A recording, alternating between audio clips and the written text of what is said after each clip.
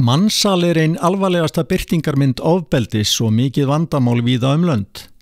Vinnumansal hefur að nokkru leyti fallið í skuggan af kynlífsmansali og barnaþrælkun, en þær skilgreiningar eru hvað þekktast og fyrirferðamestar í umræðu mansal. Birtingarmyndir vinnumansals hér á Íslandi eru oftast þær að einstaklingar eru blekktir til að koma til landsins, loforð og samningar eru sviknir og þessu fólki oft haldið í einangrun og án upplýsinga rétt sinn. Þetta fyrirbæri fyrirfinnst á Íslandi í meira mæli en flestir gera sér grein fyrir. Vinnustaðaeftirlit ASÍ og fleiri aðilar hafa ítrekkað bent stjórnvöldum á þetta mein á vinnumarkaði og að við því þurfið að bregðast. Þrátt fyrir yfirlýstan vilja hefur verið hik á raunverulegum viðbrögðum stjórnvalda við vanda sem fer vaxandi. Við sjáum þetta nær daglega við sem að störfum í vinnueftirlitinu og þetta mjög mikið í byggingariðnaði, þetta mikið í ferðaiðnaði.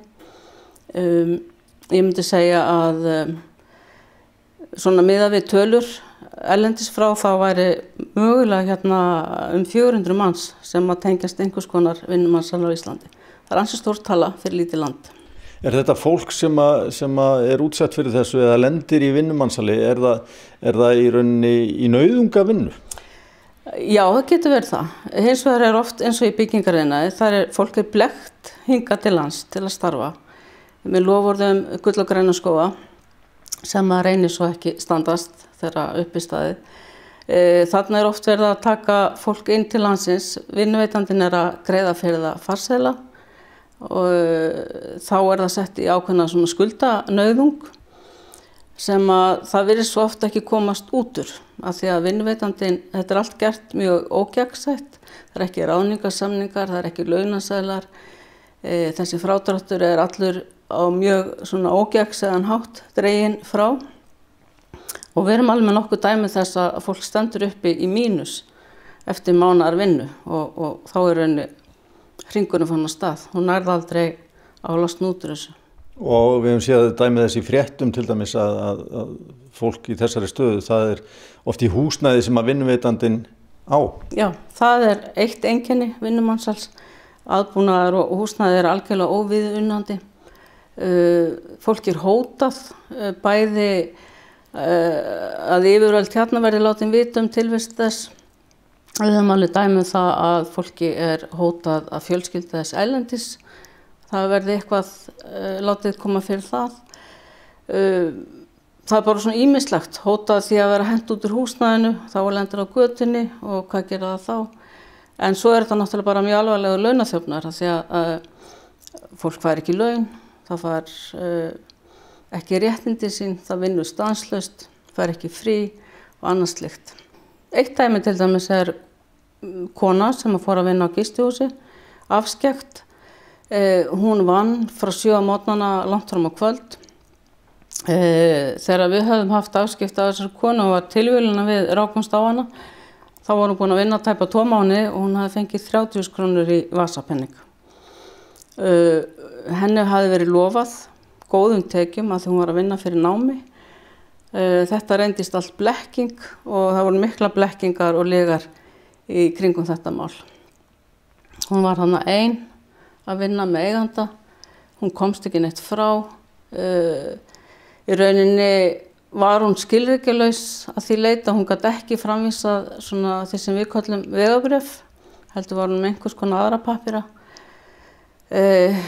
Henni var sagt að ljúga að okkur, hún væri vinkona viðkomandi manns, svo kærastan hans, þannig að það ýmsu beitt til þess að blekkja okkur sem erum að koma að málum. Hverjir eru það sem að standa á bakvið, og þá ég að tala hérlenda aðila, standa á bakvið svona vinnubrögð? Þetta eru því miður að stórum hluta Íslendingar, þetta eru verktakar, þetta eru starfsmannaleigur, það einhverjum dæmum þetta verktakar, erlendi verktakar sem koma þá með fyrirtæki sín til landsins, flytja þá inn sína starfsmenn tímabundið. Þannig að í rauninni við höfum svolítið alla flóruna en ég myndi segja að Íslendingar stæða stærstum hluta á bakvið þetta, því miður. Aðeins að umfanginu aftur, eru nokkur svona mál að koma inn til ykkar á mánuði? Já, miðað við þessar skilgreiningar sem við höfum undir höndum, bæði skilgreiningar sem að koma frá lögreglunni, skilgreiningar sem að starfsgreinasambandið setti upp. Þá erum við að fá mörg svona mál á mánuði og raun ætti náttúrulega, ef allt væri eðlilegum farvegi, þá væri hérna að koma mál upp sem væri rannsökuð mörg í hverju mánuði.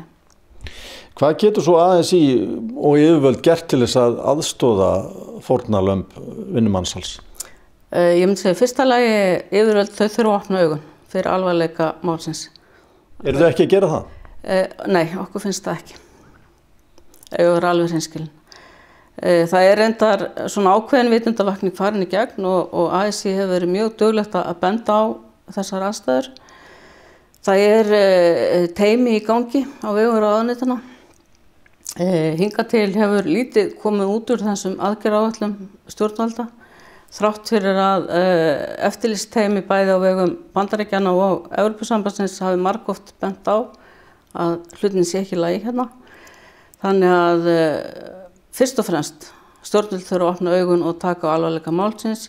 Þessi nýja aðgerðaráætlun mannshal sem að kynnt var fyrir tæpa ári síðan, verið að vinna að henni núna af skilvirkni og með það að markmiði einmitt að færa þessar hindranir úr vegi, auka flæði á milli stofnana og aðila þannig að auðveldara verði að ná utanum mögulega hagnýtingu á vinnuafli. Hvenær sérðu fyrir þér að þessi vinna klárist og aðgerðar áætlun liggi fyrir? Aðgerðar áætlun í einstökum hlutum mun vafalaust liggja fyrir kannski ólíkum tímum. Við munum forgangsraða aðgerðum og mikilvægi innan hverrar aðgerðar. En hluti af þessari vinnu er líka endurskoðun löggjafar sem að gæti haft mikla þýðingu fyrir málaflokk eins og hagnýtingu á vinnuafli og vinnumansal. Í tíma síðan erum við að tala mánuði eða misseri? Við erum að tala þessu leyti næstu mánuði, jafnvel 1 ár sem varðar svona kannski löggjafarvinnuna því hún tekur auðvitað alltaf sinn tíma bara komin í gegnum Alþingi en aðrir þættir aðgerðaráætlunarinnar ættu að vera komnir vel á veg innan árs og eins er kannski það mikilvæga sem við erum að skoða núna, það er að setja á fót samhæfingarmiðstöð þar sem að verður heildstætt utanumhald mansalsmál, sérstaklega með hagsmuni og þarfir þolenda að leiðarljósi og það er kannski stærsta og mikilvægasta verkefnið núna og það er í raun og veru eina aðgerðin sem að var tímasett en samkvæmt aðgerðaráætluninni þá á þessi aðgerðarmiðstöð, samhæfingarmiðstöð að taka til starfa á þessu ári. En þú talar að heildarpakking geti tekið ár. Nú segja aðilar í vinnueftirliti að það séu nokkur mál á mánuði sem að koma upp. Er þetta ekki að ganga of hægt? Sko aðgerðir af þessu tagi verður þetta að hafa sinn gang og það þarf að gaumgæfa þetta, það þarf að hafa samstarf við marga og það auðvitað tekur sinn tíma en vinna við þetta er nú þegar hafin og hún hefur sinn skilvirka framgang og auðvitað stendur vilji okkar til þess að þessu ljúki sem allra fyrst. Nú hafa stofnanir bæði í Bandaríkjunum og Evrópusambandinu verið að gagnrýna íslensk stjórnvöld fyrir seinagang í þessum málaflokki. Hefur skýringar á því að hverju við höfum brugðist seint við? Já, við höfum fengið átölur eins og frá eftirlitshópi Evrópuráðsins sem að hefur með eftirlit með Evrópuráðssamningi aðgerðir gegn mansali að gera og Ísland er aðili að þeim samningi, hefur fullgildan, þar hafa komið ákveðnar átölur og ábendingar það sem betur mætti fara. Þessar ábendingar allar voru hafðar til hliðsjónar við að semja aðgerðaráætlunina frá því í fyrra því það er vilji okkar að bregðast við þeim þannig að við getum raun og veru sagt það að við höfum axlað þá ábyrgð sem samningurinn setur okkur á herðar og viljum sýna það í verki að við viljum framkvæma það sem þeir telja upp á vanda. Þannig að Ísland er að fara að laga þessi mál hjá sér á næstu mánuðum, það er klárt? Það er ekki nokkur spurning og margt hefur verið lagað nú þegar.